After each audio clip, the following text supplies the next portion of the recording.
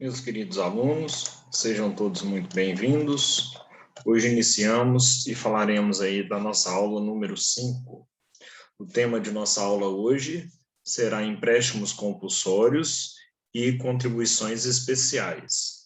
Recordando aqui, estamos olhando e estudando as espécies tributárias, as quais nós já estudamos os impostos, as contribuições de melhoria e as taxas, que foram matérias das últimas aulas aí nossa, né? Hoje a gente começa justamente com a matéria de empréstimo compulsório, e a empréstimo compulsório ela é muito interessante, porque ela está disposto aí, né, justamente quanto à sua questão empréstimo compulsório. Se a gente olhar o sentido e o significado da palavra, emprestar é pegar algo emprestado de alguém, ou seja, eu tomar um dinheiro emprestado de alguém, né? E compulsório quer dizer obrigatório, ou seja, o governo pegar um dinheiro emprestado de nós de forma obrigatória. A primeira coisa que a gente tem quando a gente trabalha o empréstimo compulsório e que todo mundo indaga, turma, é justamente se empréstimo compulsório é confisco. Não. Confiscar é tomar algo que não lhe pertence para você, enquanto empréstimo compulsório é você pegar algo emprestado de forma obrigatória. Então, o confisco foi o que aconteceu com a caderneta de poupança na época Collor. E o empréstimo compulsório não é confisco. Se você fala empréstimo, você pressupõe que você tem uma obrigação de devolução daquele dinheiro pego de forma emprestada, tá? Então, duas coisas. A primeira questão, que o confisco ele já não é mais permitido, como foi feito na época do governo Collor. E a segunda coisa, que o governo também, como um todo, ele não estimula e não utiliza do empréstimo compulsório mais. Porque se eu utilizo e se eu trabalho aí com a figura do empréstimo compulsório, eu necessariamente vou ter que criar uma obrigação de devolvê-lo, tá? Então, justamente essa situação nós não temos aí. Primeira observação básica, turma.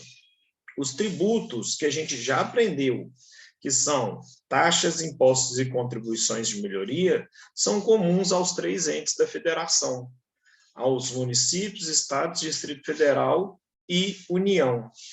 O empréstimo compulsório e as contribuições especiais que a gente aprende hoje são tributos restritivos ao governo federal, ou seja, à União, ok? Então, o artigo 148 da Constituição vem e fala: a União, mediante lei complementar, poderá instituir empréstimos compulsórios. Então, primeira questão, empréstimo compulsório é restritivo, só a União pode instituir.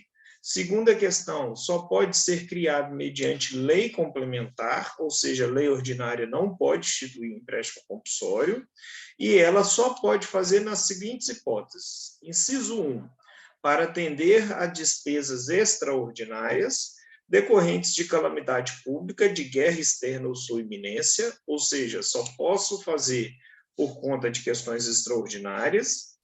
Inciso 2, no caso de investimento público de caráter urgente e de relevante interesse nacional. Observado o artigo 150, inciso 3, a linha B, que é o princípio da anterioridade que a gente vai aprender.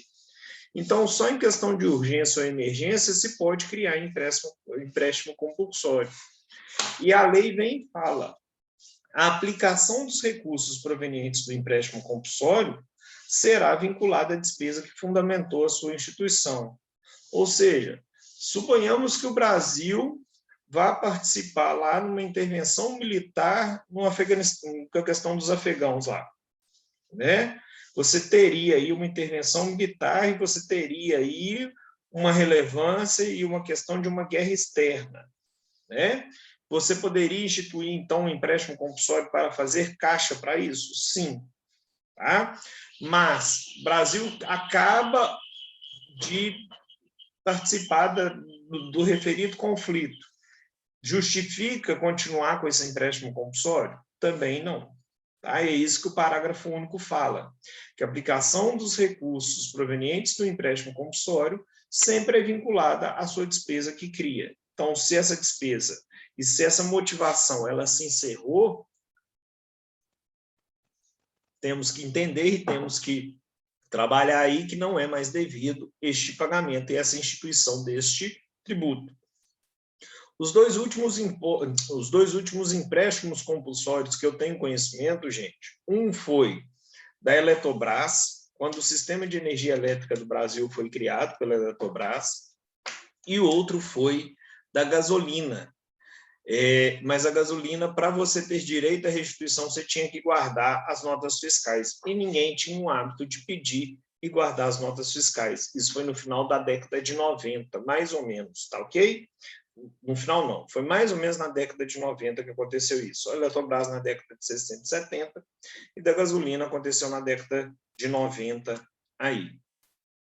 Além disso, nós temos também, vamos pegar lá, o Código Tributário Nacional, o qual traz para a gente, lá no artigo 15, a seguinte disposição: somente a União, nos seguintes casos excepcionais, pode instituir empréstimo compulsório: guerra externa ou sua iminência, calamidade pública que exige auxílio federal impossível de atender com os recursos já existentes e conjuntura que exija absorção temporária do poder aquisitivo.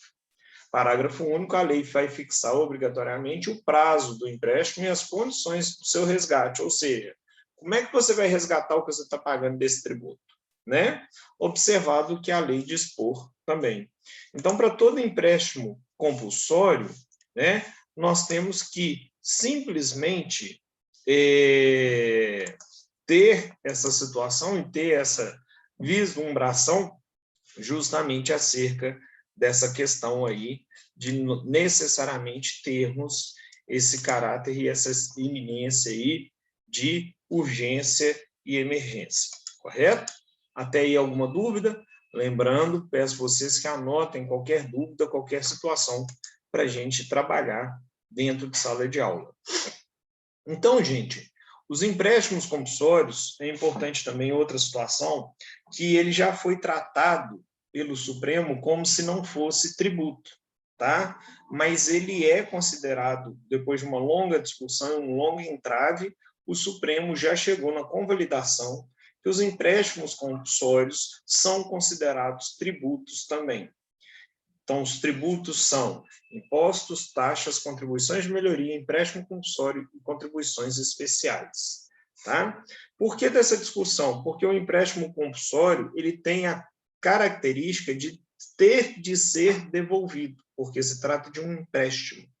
E por isso muitas doutrinas entendiam que não era caracterizado como tributo. Porém, o empréstimo compulsório guarda todas as 5 características de qualquer tributo. Artigo 3º do Código Tributário Nacional, que fala: tributo é toda prestação pecuniária compulsória definida em lei que não constitui sanção de ato ilícito e com natureza administrativa plenamente vinculada. Então, por atender esses 5 requisitos, o empréstimo compulsório foi recepcionado e é tratado como tributo, tá? O empréstimo compulsório também é considerado um tributo vinculado, porque vincula-se a que ele é criado para aquela despesa ali, para aquela situação, tá? Agora, o que faz nascer o empréstimo compulsório é a necessidade e a situação de emergência ou de urgência, igual a gente já falou aqui na aula. Mas eu vou cobrar esse empréstimo compulsório da forma como a lei que vai criá-lo, estipulá-lo, né? Ou seja, o que a lei vier e falar referente aí a um empréstimo compulsório, ok? Depois disso, nós entramos nas contribuições especiais. E as contribuições especiais, elas são chamadas, né, de diversas formas. Elas são ramificadas, aí vamos falar, em sociais, a de intervenção de domínio econômico e as assistenciais também. Então, lá no artigo 149 da Constituição, gente, a primeira situação é o seguinte: pergunta de prova, sempre é cobrado. As contribuições especiais são privativas da União? Sim. A contribuição especial só pode ser instituída pela União, regra geral. Porém, nós temos duas exceções a regras. A primeira exceção à regra é a exceção que está lá no artigo 40 da Constituição Federal, que fala das contribuições especiais criadas pelos estados e municípios com base e com anseio para financiar sua previdência própria. Então, eu tenho um servidor público que é um policial militar, ele paga a contribuição especial no contra-cheque dele? Paga. Só que a contribuição dele vai para o Instituto de Previdência do Servidor Militar, que é uma previdência própria do Estado de Minas Gerais. Ok? Então, a diferença é essa. Eu só posso ter contribuição especial não atrelada à União quando eu estou falando de regime próprio dos servidores municipais ou estaduais. Segunda exceção e última exceção à regra. Nós trabalhamos lá na caracterização de taxa e falamos do artigo 149-A da Constituição. A taxa de iluminação pública, falei e trabalhei para vocês em sala de aula, que a taxa de iluminação pública, ela foi o quê?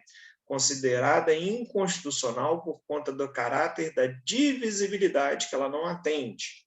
E aí houve uma emenda constitucional, trouxe o artigo 149-A da Constituição, que fala lá, caberá aos municípios, caso queira, instituir a contribuição para o custeio de iluminação pública.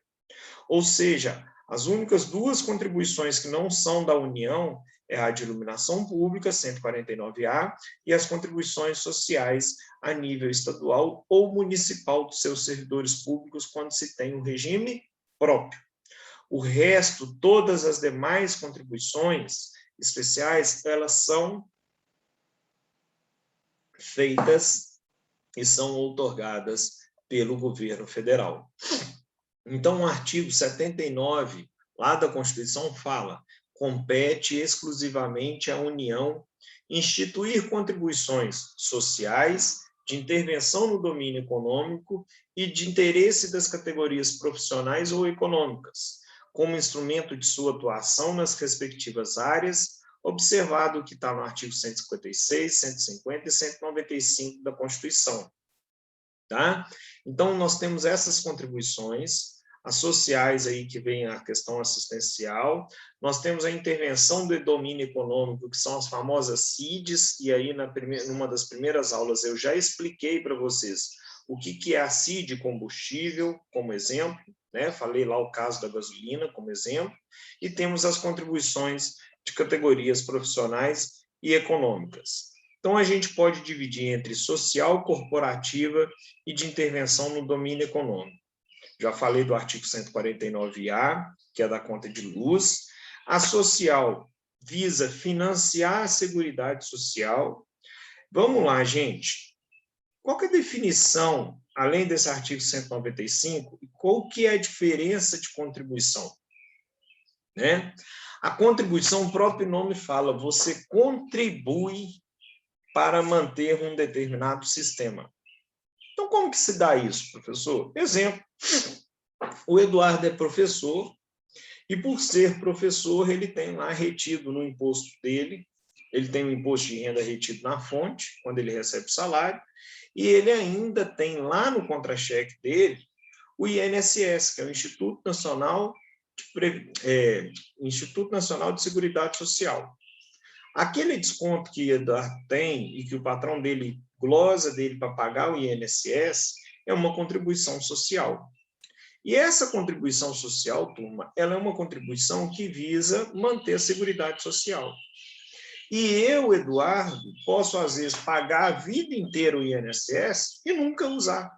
Exemplo, eu sempre trabalhar de carteira assinada, sempre ter o INSS no meu salário e pagar. E um mês antes para aposentar, eu morro. E não deixo nenhum herdeiro para ser beneficiado pela Previdência Social. Não deixo esposa, não deixo filho menor, não deixo nada. Ou seja, eu contribuí minha vida inteira tá? Mas quando eu pude usar, quase usar, eu morri. Alguém vai ser indenizado por isso? Não, porque o que eu paguei foi uma contribuição para manter um sistema de seguridade social. Agora, o contrário. Vamos falar que o Eduardo não. O João das Couve, tá? Começou a trabalhar, com 2 anos de trabalho, infelizmente, sofre um acidente e fica inválido. E ele era novo, tem 25 anos de idade e vai viver aí até os 70 fácil. Ele vai ficar o quê, gente? 45 anos recebendo um benefício do governo, como inválido. Pergunto, ele contribuiu mais ou menos com o programa de Seguridade Social? Menos. Então, por que ele vai receber isso? Porque ele contribuiu para um sistema de Seguridade Social. E quando é contribuição, você contribui para a manutenção de um sistema de Seguridade Social. Independente se você vai usar, se você não vai usar, se você vai usar mais, se você vai usar menos. Entenderam a definição de contribuição? Principalmente na área da Seguridade Social? Assim que funciona. A contribuição de intervenção no domínio econômico, eu expliquei que ela atua muito em questão de royalty, em questão de intervenção no domínio econômico, eu expliquei isso já na outra aula para a questão da gasolina para vocês, e temos as contribuições corporativas, que são as contribuições que incidem sobre entidades de classe, OAB, CREA, todas essas instituições que são corporativas, né? E o que é, e depois vocês vão aprender melhor isso no direito previdenciário, a Seguridade Social. A definição de Seguridade Social está lá no artigo 194 da Constituição, que nada mais fala que é o conjunto integrado de ações do governo e da sociedade para garantir direitos relativos à saúde, assistência e previdência. Então, Seguridade hoje social, quando eu falo INSS, é Instituto Nacional de Seguridade Social. Ela é muito mais ampla, porque ela pega saúde, assistência e previdência. Antigamente, ela tratava apenas o quê? A previdência. Então, por isso que mudou o nome, deixa de ser INPS, passa a ser INSS, porque a Seguridade é muito mais amplo do que previdência. A Seguridade pega saúde, assistência e previdência. Ok? Depois nós temos o artigo 195 da Constituição, que fala lá que a Seguridade ela vai ser financiada por toda a sociedade, de forma direta e indireta, e sempre vai abranger o quê? Ou seja, turma, a Seguridade Social ela é financiada por nós, empregados, pelos nossos patrões empregadores e pela toda a sociedade. Isso está lá no artigo 195. Então, por isso que a gente não tem ideia de tanto que a gente paga de contribuição hoje em dia. E as nossas contribuições que a gente paga de forma indireta, que vamos chamar assim, elas são pagas tanto pelos empregadores e por nós, sociedade de uma maneira geral. E o governo hoje arrecada muito mais em questão de contribuição especial do que de impostos. Sai uma matéria falando que o imposto de renda vai aumentar, todo mundo vai brigar e xingar.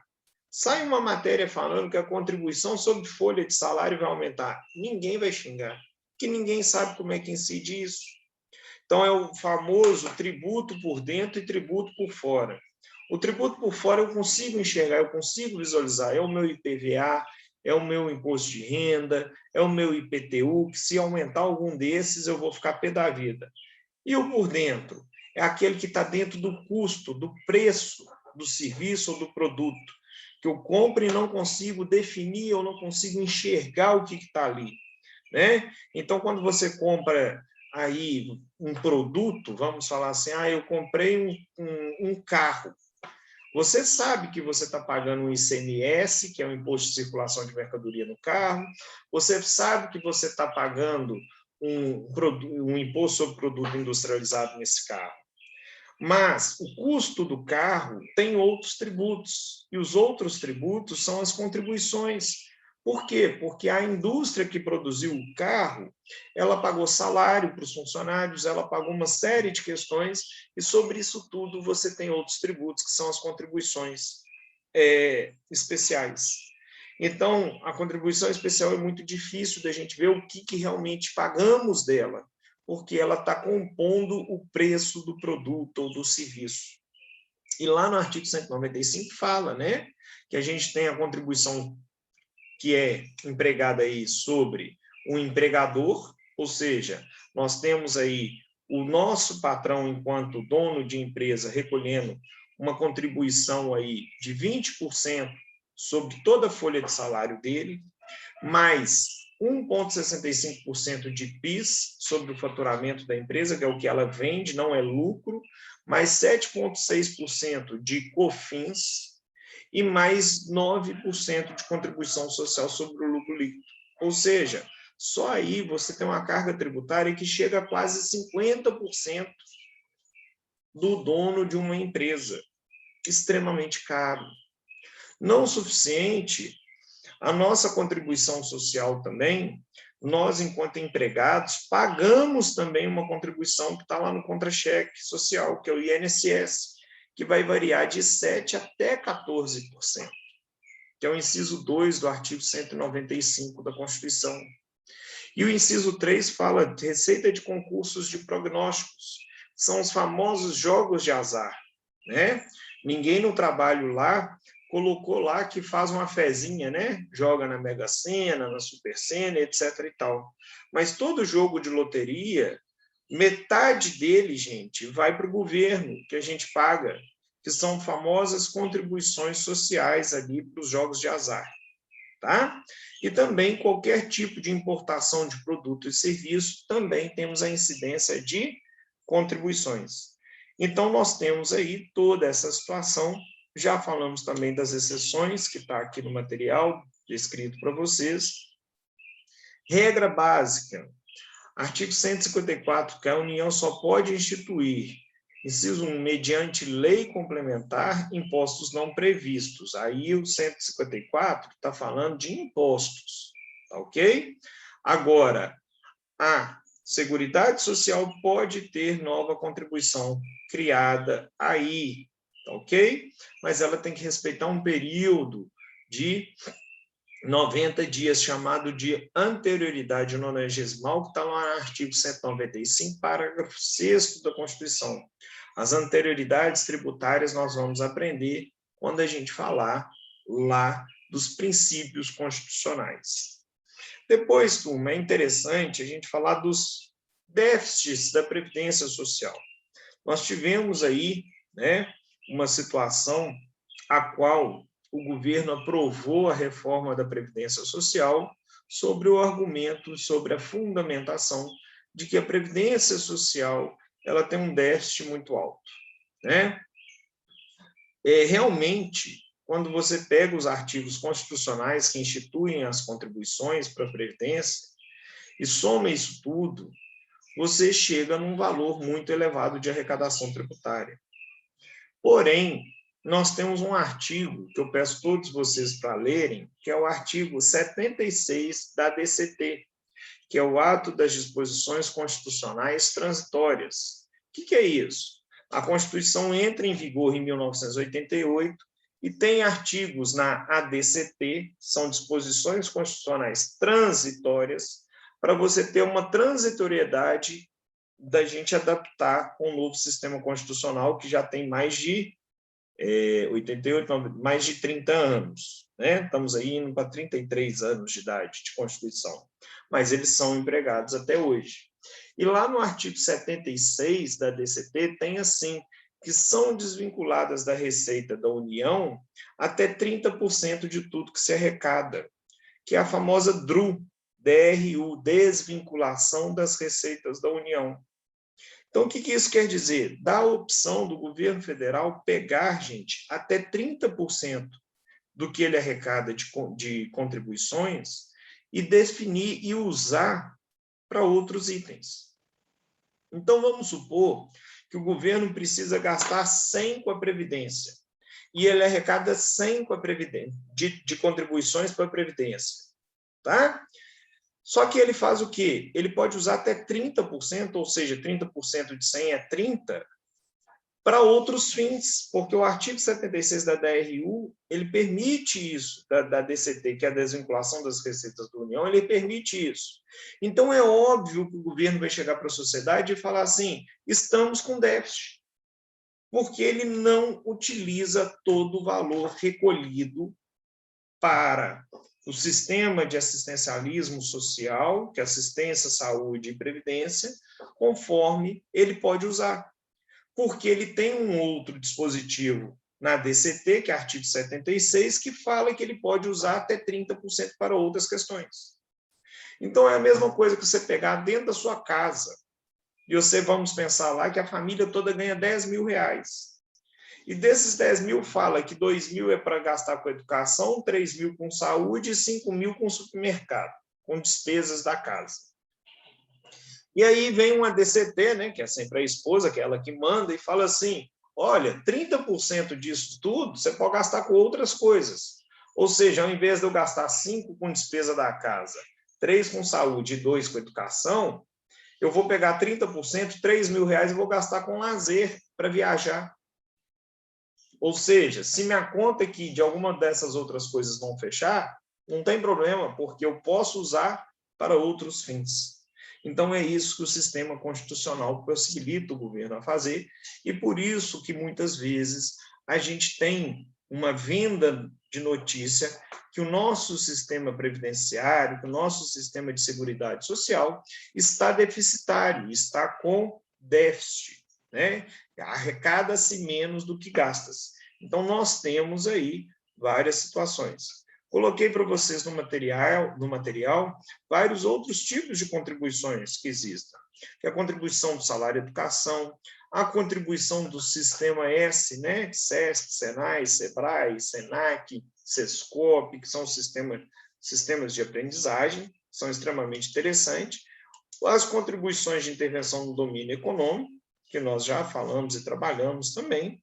Falamos do artigo 76 da DCT, que foi renovado, inclusive, e ampliado, se não me falha a memória, até 2023, né? E a contribuição aí de categorias corporativas, que também são as entidades aí que representam. Não é a contribuição sindical, e sim a contribuição corporativa. OAB, CREA, que são contribuições aí obrigatórias. Ok, turma? Fiquem com Deus, anotem as dúvidas, qualquer esclarecimento e tudo que vocês precisarem, eu estou aqui à disposição de todos vocês. Fiquem com Deus e até breve.